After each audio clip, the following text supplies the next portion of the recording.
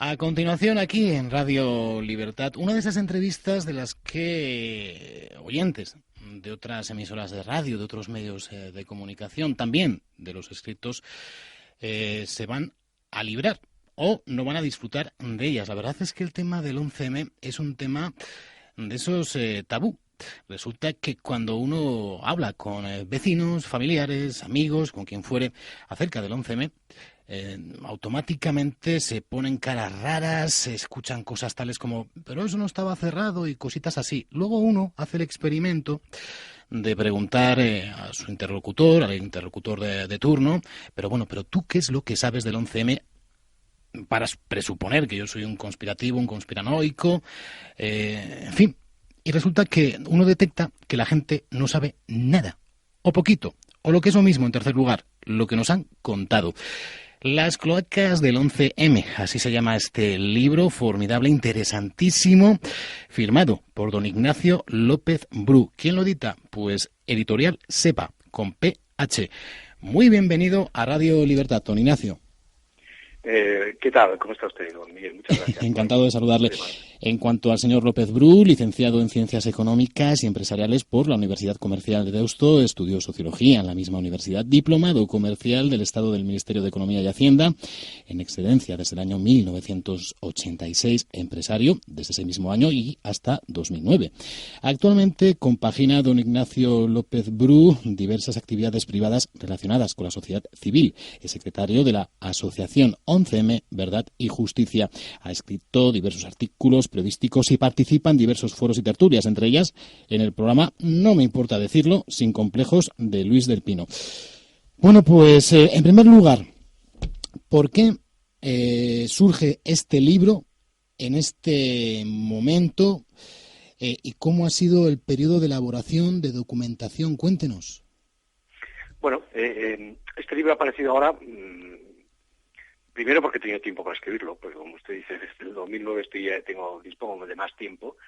Y ha surgido, bueno, pues porque yo he seguido prácticamente desde que ocurrió el 11M, pues todas las novedades y todas las noticias y todo lo que fue surgiendo sobre este atentado, que en fin, que me causó una gran inquietud y sobre el cual, pues, en fin, siempre pensé que había más de un gato encerrado, ¿no? Entonces, bueno, pues me introdujo un poco en todos los foros que fueron saliendo, vamos, en concreto el único, he dicho todos, pero casi solo hay uno muy importante que fue el de Luis del Pino, en el blog de Libertad Digital, y allí, bueno, pues nos dedicamos, todos los que estamos allí, los peones negros, nos dedicamos a estudiar todo lo que salía en el juicio, en la comisión de investigación del 11M, en el sumario, en fin, y de todas esas cosas que yo escribí mucho en el blog.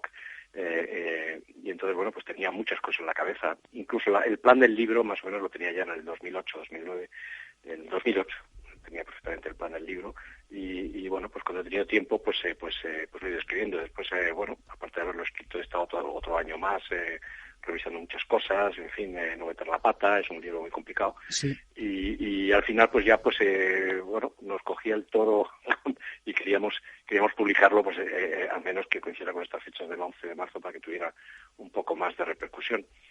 Vamos, quiero indicarle también que este es un libro, vamos, que no sé si se ha puesto o no se ha puesto, pero en fin, que es un libro en el cual los derechos de autor yo no voy a cobrar los derechos de autor, se los cederé a las asociaciones de víctimas del 11M que están implicadas en el descubrimiento de la verdad y preferentemente pues para eso, para seguir tratando de instruir todas las causas que son necesarias para llegar a conocer la verdad del 11M.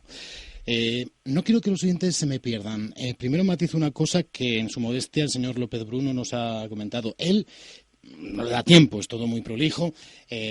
José María de Pablo, abogado en favor de las víctimas. Nuestro interlocutor se ha entrevistado también con él para documentarse, también con el químico, con el ingeniero químico Antonio Iglesias, autor de un libro llamado Titadín, que también es muy interesante, muy técnico, pero también es muy interesante y complementario. Hay que decir, me comentaba Gonzalo Sichar, el director de la editorial SEPA con PH, que bueno, se está vendiendo muchísimo su libro, Las cloacas del 11M, que nos ocupa ahora, que van por camino ya de la segunda edición y ha salido hace 2 días como aquel que dice, bueno, matizado todo esto, que no se me pierdan los oyentes, sea muy conciso porque luego nos extenderemos. Don Ignacio, ¿cuántos muertos muertos. 191, 192 o ¿cuántos? Bueno, según la fuente me mareo. 192 o 193. En realidad es que, bueno, da igual un poco, eso es en ese momento, ¿no? Pero hay que decir que de los 1.850 heridos como mínimo, pues también fueron falleciendo personas. O sea, que en realidad, pues la cifra, que según se toma en cuenta, pues también, pues una mujer que está embarazada. Pues, es lo que le iba a decir. Claro, sí, entonces son 193. Y habría que poner también a lo mejor al Geotorronteras. Exactamente. O sea que entonces a lo mejor pues serían ya 194. Bueno, en definitiva la cifra pues puede no ser exacta. A veces puede que se haga un poco de injusticia por no decir la cifra exacta, ¿no? Pero a veces es complicado decirla según lo que uno esté pensando, ¿no? Pero vamos, que queremos decir que en cualquier caso las víctimas incluso fueron mucho más, porque tuvo un efecto retardado, muchos de los heridos fueron muriendo, desgraciadamente, y aparte, bueno, pues truncó tantísimas vidas. Digamos que esos 192 muertos, por quedarnos con una cifra, lo de Torronteras, lo del Geo, aclaro a los oyentes, fue posterior. Eso es un caso aparte, en tiempo real, digamos, que murieron unas 192 personas, de las cuales una de ellas estaba embarazada, una mujer, serían 193. ¿Cuántas mochilas bomba explotaron y en cuántos vagones? Sea concreto para luego extendernos en otras cosas. Bueno, se explotaron solo 10 bombas en 10 vagones diferentes, de 4 convoyes, de 4 trenes. Y aparte, se descubrieron en el tren de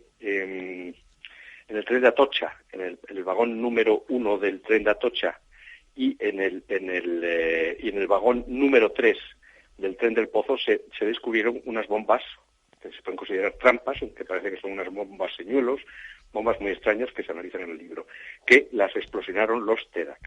O sea, en total, 12 fueron las bombas. 10 explosionaron y 2 las explosionaron los TEDx. No hubo, por supuesto, ninguna bomba número 13, que fue la de Vallecas, que esa, aunque se dieron informaciones más o menos, yo lo analizo mucho en el libro, porque todo eso dio lugar a una confusión bastante intoxicadora, desde el primer momento, pero en realidad lo único que fueron 12, exactamente 12. Bien, también hay que mandar un cordial saludo y no nos olvidamos, seguro que debería de hacerlo para más gente también, pero no podemos por falta de tiempo aquí en radio, también a al señor don Gabriel Moris, es también químico, muy comprometido, involucrado, implicado en este caso del 11M, también muy consultado, en este caso por nuestro interlocutor, y que a la sazón, y esto es lo peor, perdió a un hijo. O sea que fíjense ustedes si tiene que ver el señor Moris. Y además no solo eso, sino que es una de las personas más comprometidas para encontrar la verdad del 11M. Una persona ejemplar, él y su mujer Pilar. Pues fortísimo abrazo y bueno, pues todo nuestro cariño por la pérdida de ese hijo. Voy a ser fiel. No podemos, insisto, desarrollar todo lo que hay en el libro, naturalmente. Pero bueno, voy a ser fiel a la estructura que usted ha hecho en el libro. Primera parte, la situación previa. ¿Qué nos puede resumir de la situación previa? Bueno, la situación previa, lo que está indicando, que eso es, si quiere lo hilo un poco con el final, es lo que realmente pudo haber, es el origen auténtico del 11M, son los antecedentes. En ese se analiza todos los diferentes antecedentes que había de ETA y de islamistas no había ninguno, no existían, ni existieron.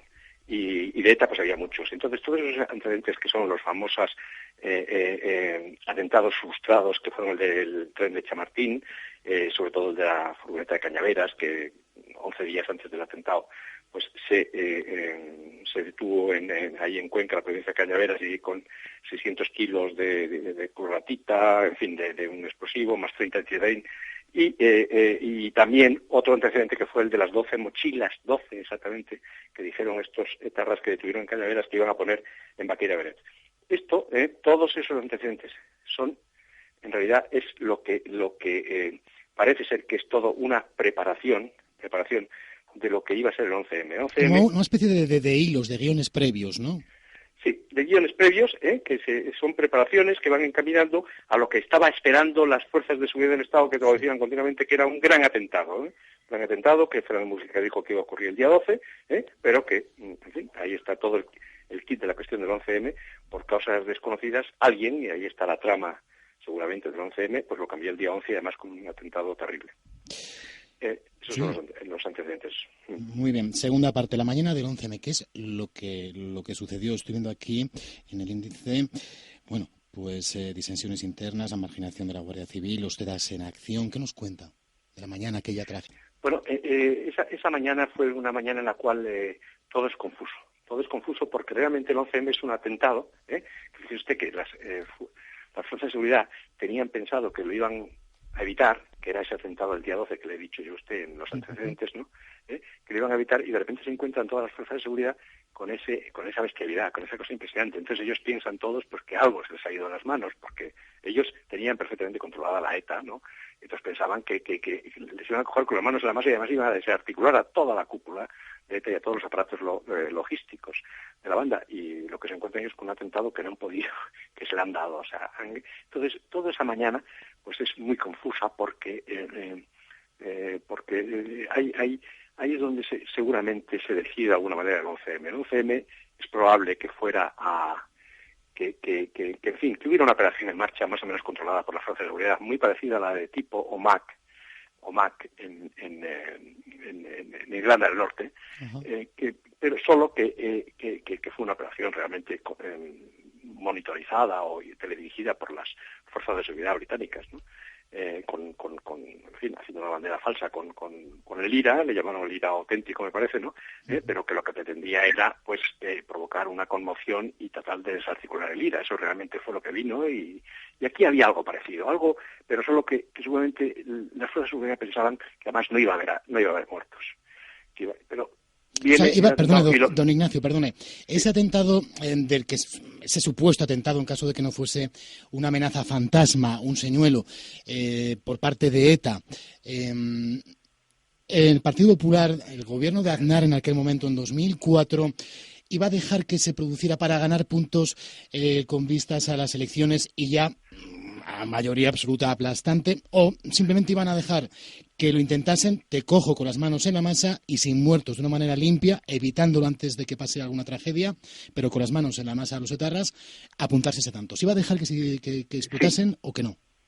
Está bien planteado por usted. O sea, es seguramente la segunda opción, lo que es probable que el gobierno popular, a los cuales le vendieron esa operación de que iba a haber un atentado de ETA y que se iba a evitar, pues que ellos pensaban que se podía tirar de la cometa, porque se iba a evitar y que no iba a haber muertes. O sea, que iba a ser como una OMAC, pero incruento, ¿no? Es decir, sin muertos, ¿no? Eso es lo que yo creo que pensaron, pero se la dieron, ¿no? Se la dieron a alguien, y esto es una operación de inteligencia y entonces pues provocaron esas muertes. Entonces esa mañana, claro, pues todo el mundo estaba totalmente sorprendido y entonces toda esa mañana pues pues sí, están interviniendo los TEDx, investigando lo que está ocurriendo, pero deben ocurrir muchas cosas en las alturas policiales, en las alturas políticas, que hace que todo esté en un stand-by, en un impasse. Es decir, las cosas, los primeros datos, por ejemplo, hay un dato clarísimo que seguro que fue analizado, porque la propia perito TEDx del laboratorio de los TEDx dice que ella que si no me equivoco, creo que se llama Marian. Bueno, yo no la nombro, yo nombro para guardar la intimidad, pero es el Policía Nacional número 17.600, es el Policía Nacional 17.632. Bueno, pues esta mujer, la perito TEDx, dice que hace esos análisis por la mañana. Entonces, por la mañana es cuando el Comisario General de Seguridad Ciudadana, Cuadro Jaén, informa a la cúpula policial y política a la 1:15, que es lo que ha explotado Citadín con cordón de delante. Entonces, es lo más probable que eso sea cierto, es decir, que lo hubieran analizado. Pero ¿qué ocurre? Que hay una gran confusión y ocurren cosas, es lo que yo analizo en este libro. Tenemos la impresión de que quien de alguna manera hizo los atentados, pues tenía más o menos cogido una especie de trampa al gobierno y pudo intentar pues algo parecido a un chantaje, lo que sea, pero que esa mañana se empezaron a lanzar toda una serie de mensajes en pro de la negociación política con ETA, pero desde instancias mediáticas impresionantes como la cadena SER, etcétera, en una gran soflama que, por ejemplo, que supo Iñaki Gabilondo. Hay todo un magma en la cual se ve que hay algo muy raro, en el cual parece que al gobierno se le está diciendo, oye, negocia, pero negocia ahora el qué. Lo que pensamos que se estaba queriendo negociar es ni más ni menos que un cambio de régimen, como dijo Aznar. Aznar, lo que pasa que no cedió en eso, ¿no? Se le propuso, seguramente, en palabras, por ejemplo, como lo nombraba esto, que se podía estar deseando, decía, ¿no? Que era necesario, decía, ya que hablando de un tiempo nuevo en el cual se hicieran grandes pactos, pero para negociar políticamente con ETA. Bueno, todo eso ocurre en la mañana, y todo esto tiene su correlato en la investigación, que la investigación, cuando avanza, sin embargo, se mantienen cosas, se mantienen en stand-by hasta que de repente ocurre algo en esa mañana de 11M, que es a las 2:30, cuando Aznar comparece por primera vez, y él hace una locución en la cual parece clarísimamente que está diciendo que no negocia, es decir, que se mantiene firme mantiene firme los principios del Estado de Derecho español, tal y como se manifiestan en la Constitución, porque dice esa palabra tan importante que dice: España no va a cambiar de régimen ni porque los terroristas maten ni para que dejen de matar. Es una clara referencia que no tiene mucho sentido decir eso a esas horas de la mañana si no es que va referido a alguien que parece que le está proponiendo un cambio de régimen. Don Ignacio, perdóneme, sí. No quiero ser irritante. En este punto, ¿pudiera ser que fuera una célula de ETA, una célula que había tomado vida propia, independiente, porque a Otegi parece ser que le tenían despistado? O pudiera ser que alguien le echase una mano desde cualquier parte de España, desde cualquier fuerza de seguridad, en favor de ETA, de la independencia, de los secesionismos. Mire, esto, para que quede claro, no sabemos, esto es un crimen perfecto, no sabemos quién ha hecho los atentados. Bien. No lo sabemos precisamente porque no se ha investigado. Vale. Y se ha hecho todo lo posible para que no se investigue. Le he interrumpido. Claro, pues como no podemos, no está muy bien, viene muy a propósito, está muy bien. O sea, entonces, desde ese punto de vista yo no le puedo decir si ETA ha intervenido o no.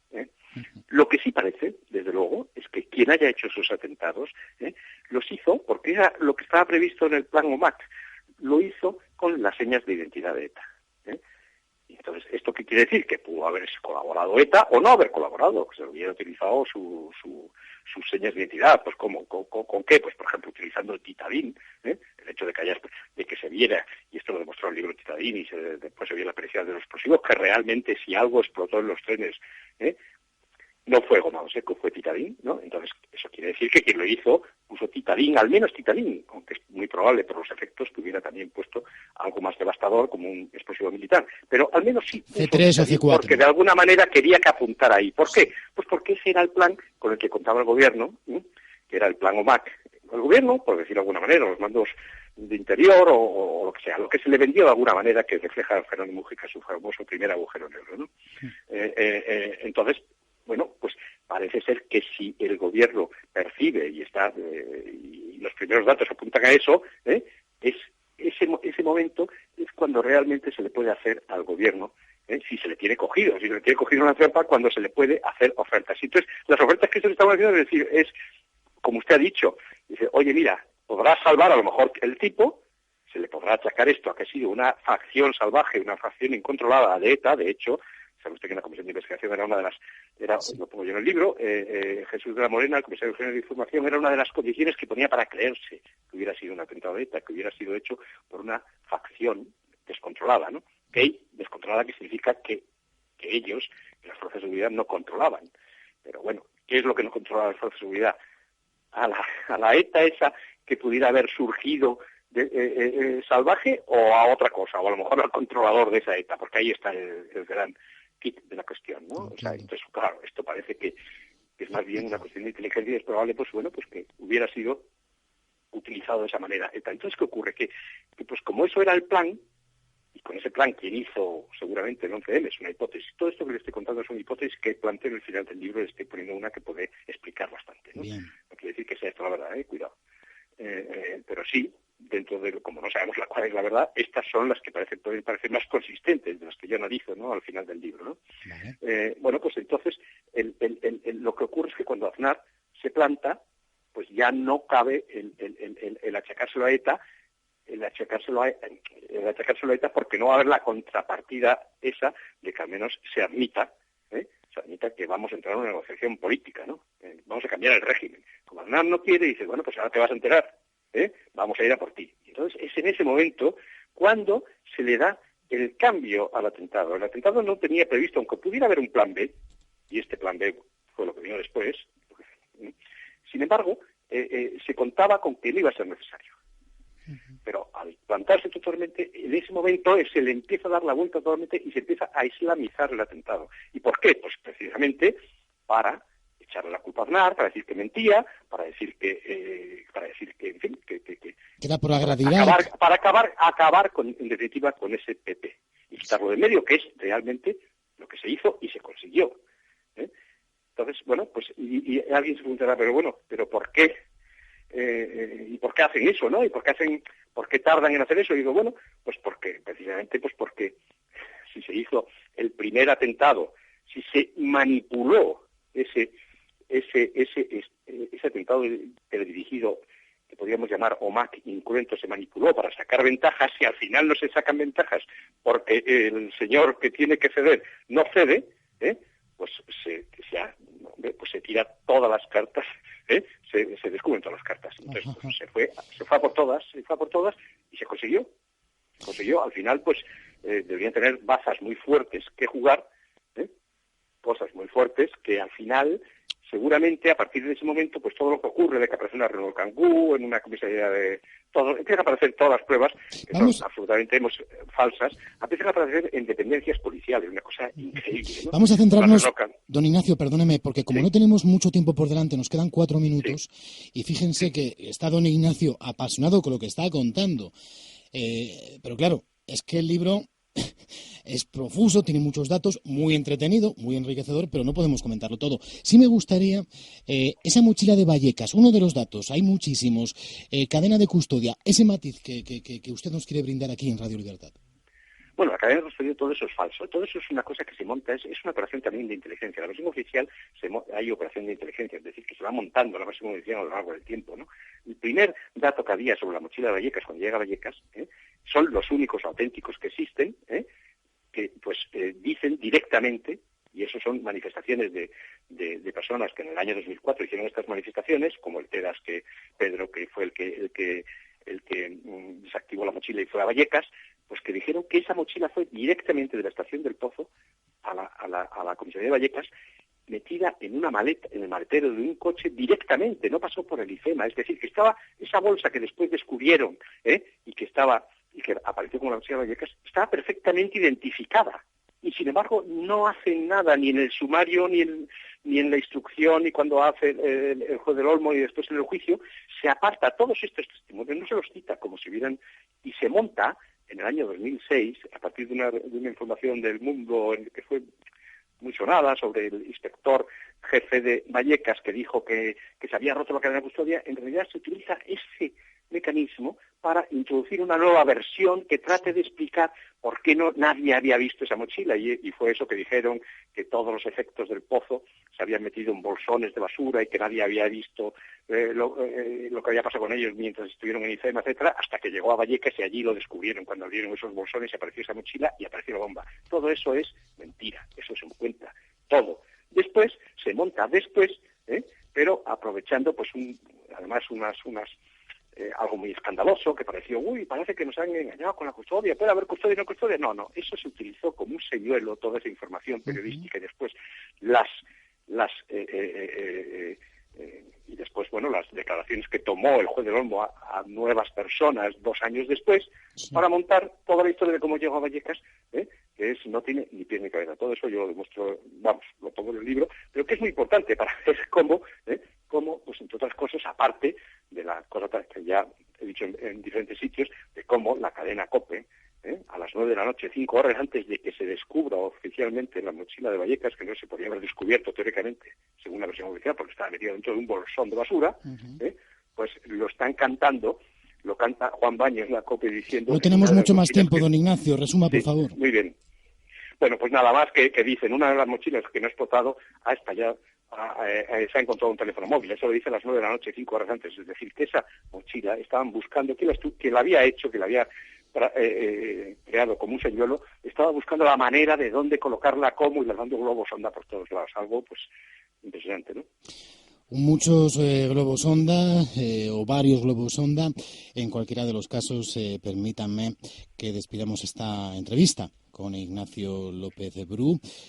con Gabriel Moris, este ingeniero químico, bueno, este químico no sé si ingeniero, pero en cualquier caso químico, que a la sazón, además de estudiar el caso 11M, perdió a un hijo más involucrado y comprometido no pudo estar. Falta recordar, dice Gabriel Moris en su libro, don Ignacio, falta recordar la constelación de ascensos y de medallas con que el gobierno premió a los que no evitaron ni investigaron el atentado, así como a los jueces y fiscales que nos vendieron un proceso judicial y una sentencia sin autores. Gabriel Moris, padre de Juan Pablo Moris, víctima del 11M. Perfectamente resumido todo ahí, sí. Ignacio López Bru es autor de Las cloacas del 11M, editado por SEPA con PH, que va camino ya, cuando estén escuchando ustedes, cuando escuchen esta entrevista, desde luego, se está editando ya, por la segunda edición. Don Ignacio, pues muchísimas gracias, ha sido un auténtico honor y un placer. No sé si algún día, dentro de 10 años, dentro de 50, dentro de 200 o de 2000, llegaremos a saber la verdad del 11M, pero bueno, en cualquiera de los casos, nosotros hemos puesto nuestro grano de arena. Muchísimas gracias. Pues muchísimas gracias a usted, Miguel. Muchas gracias.